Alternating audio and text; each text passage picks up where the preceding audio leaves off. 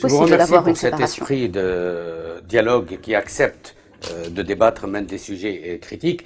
Avant de m'adresser à votre ami et compagnon Félix Marcard pour avoir son point de vue de musulman accompli qui vient d'une société occidentale, et c'est important d'avoir ce point de vue, je voudrais également savoir, est-ce qu'on est toujours dans la théorie du complot où ce sont les sionistes, ce sont les occidentaux, les américains qui ont poussé les musulmans à cette phase extrémiste, ou bien est-ce que le mal vient de nous? Est-ce qu'on ne devrait pas plutôt s'adresser à nos jeunes, à nos moins jeunes, pour leur dire qu'il y a un problème qui s'appelle l'ignorance et qu'il faut d'abord, avant de commencer à vouloir islamiser la terre tout entière, commencer par maîtriser la foi et maîtriser l'esprit et le texte de l'islam. بغض النظر عن وجهات النظر المختلفة بشأن تقويم المؤامرة ونظريات Cette question أنا أعتقد أن de complot, de théorie du complot, المؤامرات بشكل مستمر أو حتى متقطع lorsqu'on y a trop recours dans ce contexte actuel, رفدا جديدا ومددا جديدا للعقلية الاعتذارية والعقلية التنصرية التي quelque chose تآكل بها qui العقل peut المسلم الحديث. mettre la situation actuelle en danger. Malheureusement, l'esprit d'ouverture qui caractérise l'islam est en danger. Lors de la création de la première société musulmane, avec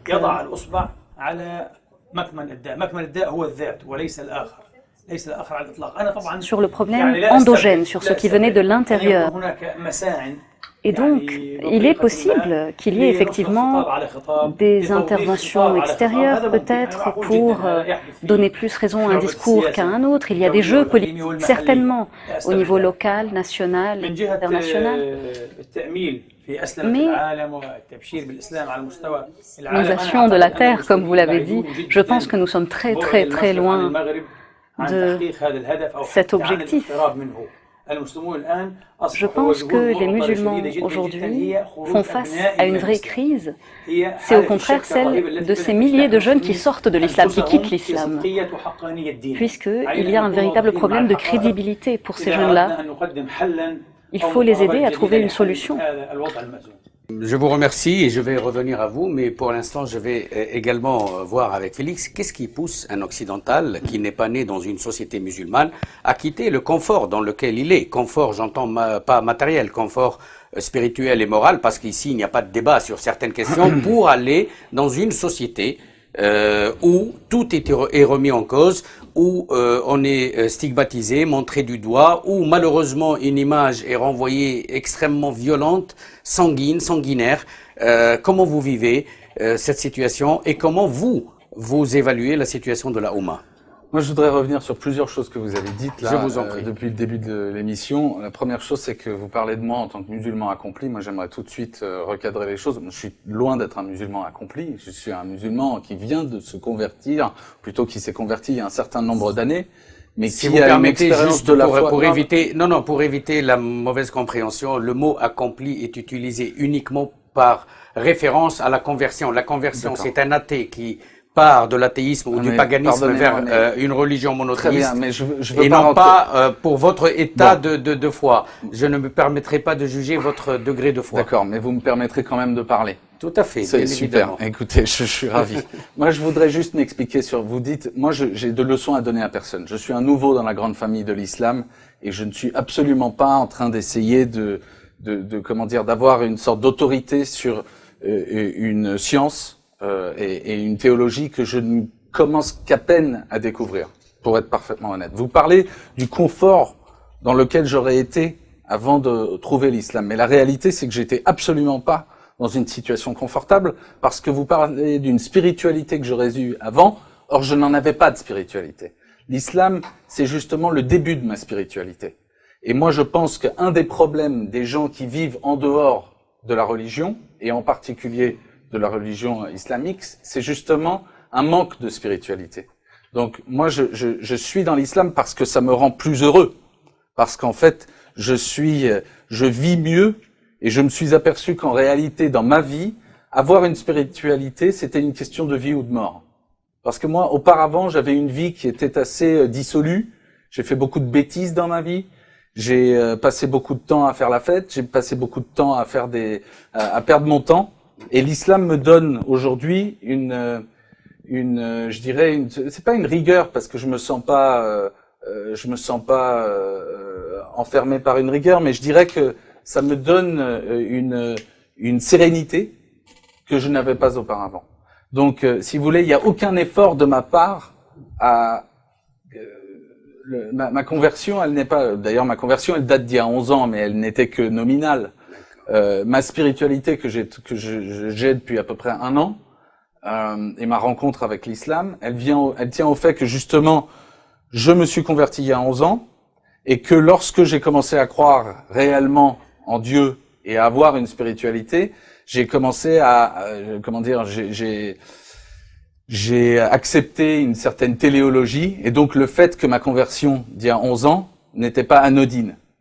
Donc pour moi, c'était naturel de me retrouver et d'avoir ma conversation, en fait, avec Dieu par le biais de l'islam. Si vous me permettez d'expliciter ma question, vous comprendrez pourquoi je vous ai parlé de confort, dans le sens où, aujourd'hui, le musulman en Europe se sent mal à l'aise, vit très mal dans ce pays. Pourquoi? Parce que l'image qui lui est renvoyée au quotidien par les médias, et je ne dis pas que les médias sont responsables ou soient responsables de cette situation, mais l'image est négative, l'image d'attentats, l'image de violence. Donc le musulman aujourd'hui ne vit pas dans un confort dans la société occidentale. Je ne parle pas dans la société musulmane. C'est pour cette raison que je vous ai posé la question, non pas sur votre plan personnel et spirituel. Non, mais j'aurais tendance à répondre à cela. Il y a plusieurs choses. D'abord, en effet, c'est pas facile d'être un musulman en Europe. Il y a pas photo là-dessus. En revanche, il faut être clair. Le réflexe de distanciation naturel que nous, musulmans modérés, avons lorsqu'on entend parler d'un acte barbare commis par des gens qui se réclament de notre belle religion. Ce réflexe de distanciation, il est normal, mais il est, à mon avis, d'une part fallacieux intellectuellement et deuxièmement contre-productif.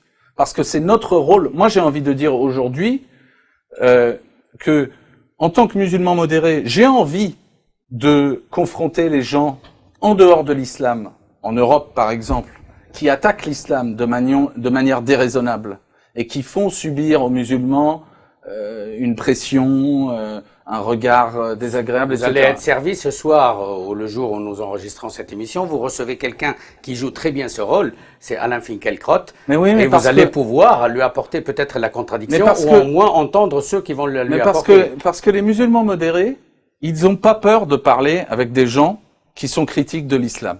C'est au-delà de la critique, Alain Finkielkraut. C'est pas le problème. Nous, on n'a pas un intégriste de l'anti-islamisme. Écoutez, moi je vous laisse la responsabilité du propos. Je suis responsable. Non mais très bien. Moi je vous réponds que les musulmans modérés n'ont pas peur de parler avec Alain Finkielkraut. Ils n'ont pas peur de parler avec Éric Zemmour. Ils n'ont pas peur de parler avec qui que ce soit. Ça, on l'a bien compris. Voilà. Moi, par contre, je voudrais poser la question aujourd'hui. Est-ce que ce n'est pas aussi ce type de débat? Je sais que c'est une question un peu piège parce que, quel que soit l'angle d'où on la prend, elle est un peu embêtante.